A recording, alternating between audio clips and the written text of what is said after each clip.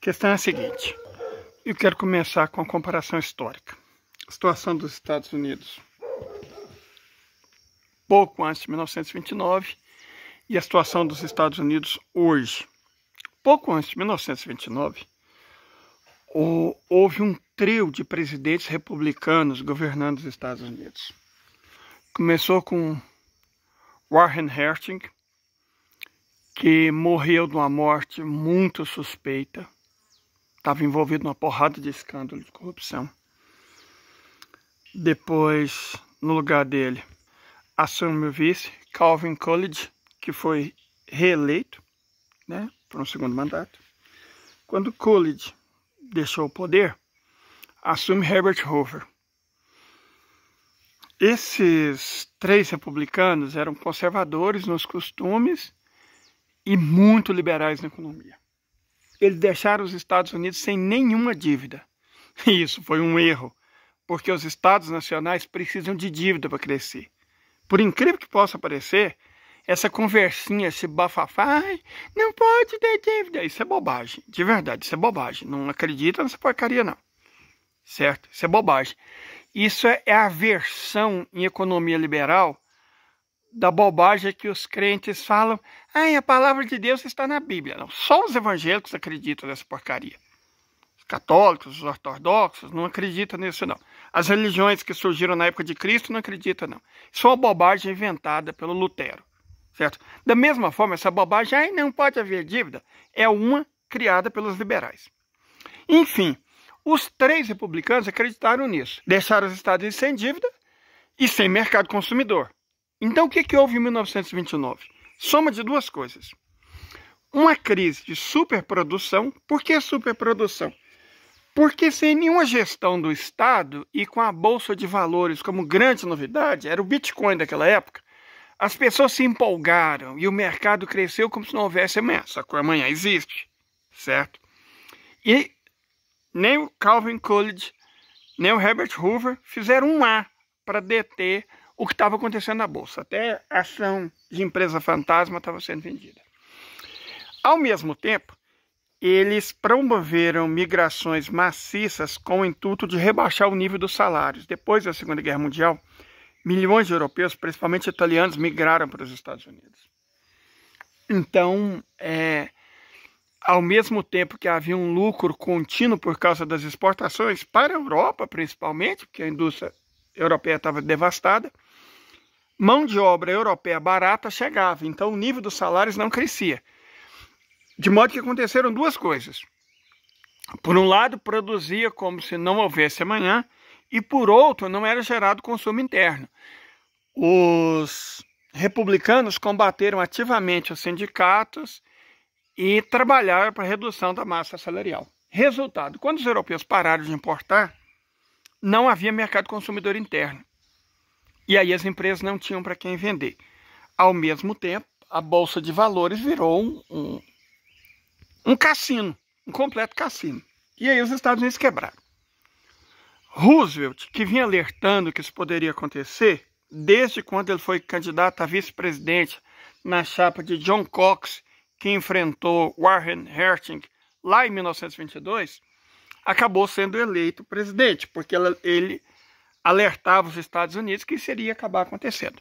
Roosevelt pôde salvar os Estados Unidos porque os Estados Unidos não tinham dívida.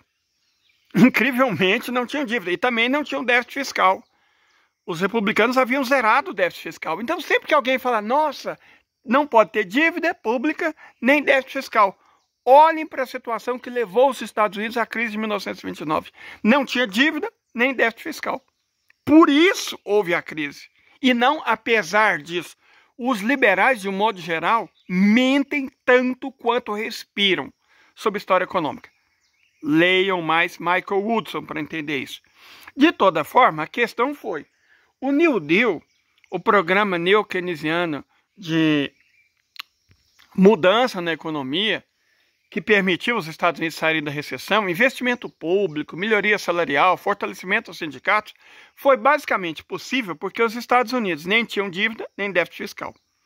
Agora, olha a situação que o Trump está herdando agora.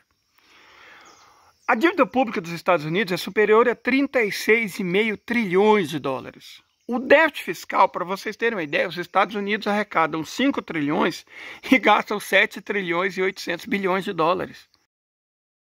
Eles simplesmente gastam 56% a mais do que arrecadam.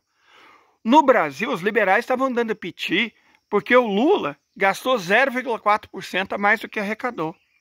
Os liberais são essencialmente desonestos, certo? São essencialmente desonestos.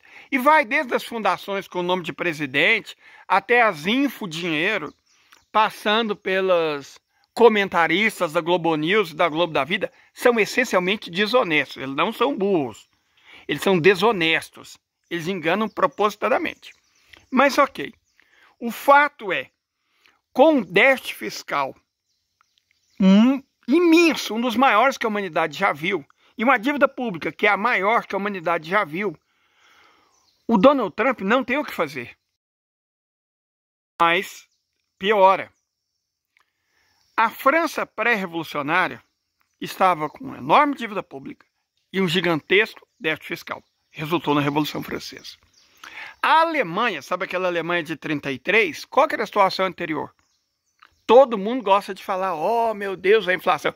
A inflação já tinha sido controlada. Não foi o Adolf que controlou ela, não. O problema da Alemanha daquela época era essencialmente o quê?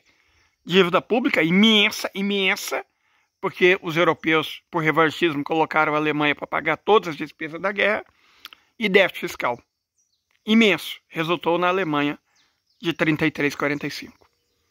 Certo? Então, as mesmas condições que geraram a França de 1789 e a Alemanha de 1933 estão colocadas nos Estados Unidos.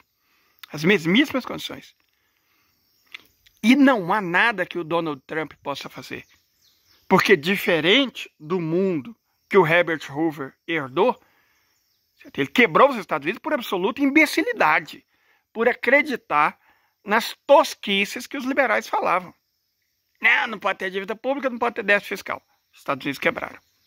Não pode ter controle, deixa o mercado se regular livremente. Os Estados Unidos quebraram. Então o que acontece agora? A Bolsa está numa situação pior do que em 1929. Absolutamente descontrolada. Ah, Lídia, mas não está descontrolada, existe a Comissão de Valores Imobiliários. Me explica então, camarada, como é possível derivativos de 722 trilhões de dólares? Me explica isso. 722 trilhões de dólares é 3 vezes e meia a economia do planeta Terra. Me explica como é possível, se está tudo tão controlado assim, obrigações não garantidas, que é calote, porque eles não têm como pagar para fundo de investimento, aposentadoria, fundo de pensão, reforma. Me explica como é possível, então, obrigações não garantidas de mais de 220 trilhões de dólares. Cadê esse controle dos mercados? Não existe. E outra, nós ainda temos uma doença que em 1922 não tinha, que é o mercado imobiliário. Na época só existia indústria de construção civil. O mercado imobiliário é igual ao mercado financeiro, só que pior. Mas vocês acham que piora? Não. Em 1922, como não tinha dívida pública, evidentemente os estrangeiros não detinham dívida dos Estados Unidos. Como não tinham déficit fiscal, os estrangeiros não detinham déficit dos Estados Unidos. Só que agora é diferente. Desses 36,5 trilhões de dólares que os Estados Unidos têm de dívida pública, quase 10 trilhões estão em mãos de estrangeiros. David P. Goldman, que é um dos melhores caras, ele escreveu, além de Como as Economias Morrem, logo após a crise subprime, e escreveu um ensaio incrível chamado Fatal Dependência, diz o seguinte: os Estados Unidos estão com um abacaxi de quase 40 trilhões de dólares de investimento, ações e imóveis na mão de estrangeiros. Quer dizer que quando esses estrangeiros retirarem esse dinheiro, os Estados Unidos quebram. Se os estrangeiros decidirem parar de financiar os Estados Unidos quebram. Se os estrangeiros cobrarem a dívida dos Estados Unidos quebram. E adivinha o que o Donald Trump está fazendo com todos os estrangeiros? Governantes e pessoas, ofendendo, humilhando e atacando. O resultado disso acho que está mais ou menos óbvio, né?